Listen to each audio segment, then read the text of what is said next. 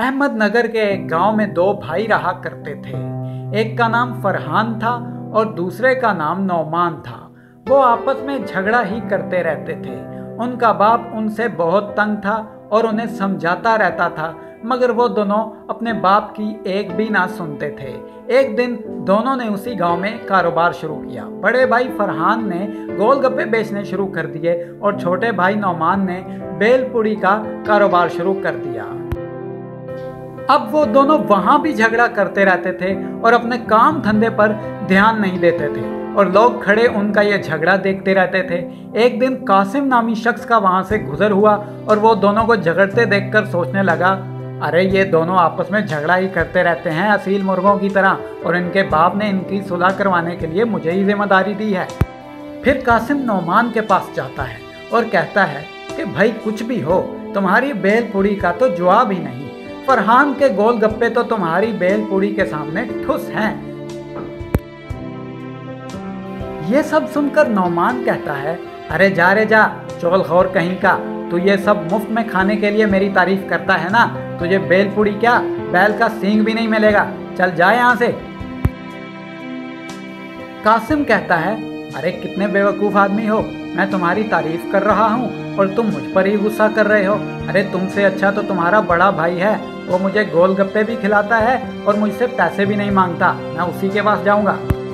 अब फरहान कासिम से कहता है, अरे चल यहाँ से, उसने बेलपुड़ी नहीं दी तो मुझसे गोलगप्पे खाने के लिए आ गया, चल जा उसकी जाके चापलूसियां कर, तुझे कुछ भी नहीं मिलेगा यहाँ से, भुक्कड़ कहीं का।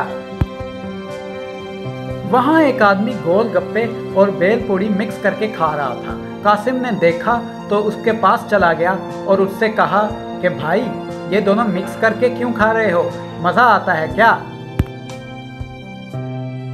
वो आदमी बोला, अरे मजा क्या, ये दोनों एक ही जगह से चीजें मिले तो कितना अच्छा हो, मगर ये दोनों भाई समझते कहाँ हैं, हर वक्त आपस में लड़ते ही रहते हैं।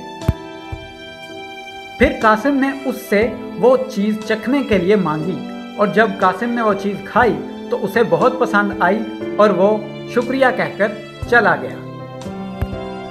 अगले ही दिन कासिम ने नौमान से बेलपुड़ी और फरहान से गोलगप्पे लेकर मिक्स करके उसी गांव में बेचना शुरू कर दिए। अब आहिस्ता आहिस्ता लोग उसके पास आकर खाने लगे। लोगों को उसकी ये चीज बहुत ही पसंद आई। वो दोनों भाई ये देखकर हैरान हो गए और नौमान उसके पास आया।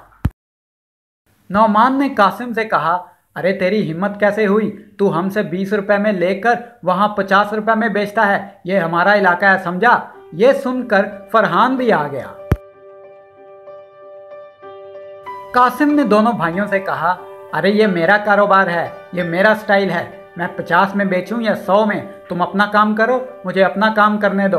और तुम दोनों क्या अपने खेत से काट कर ये सब बेचते हो? तुम भी तो किसी से खरीद कर यहाँ सब बेचते हो ना?